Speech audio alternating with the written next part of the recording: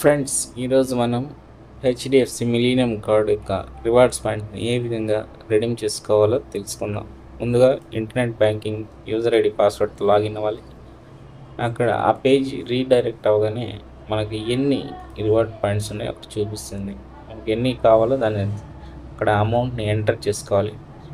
నా అకౌంట్లో 1724 ఉన్నాయి. 1724 ఎంటర్ చేసి కింద చెక్ బాక్స్ని టిక్ చేసి కింద సబ్మిట్ కొట్టాలి. సబ్మిట్ కొట్టగానే మనకు కన్ఫర్మేషన్ అడుగుతుంది. తర్వాత కన్ఫర్మ్ కొట్టాలి.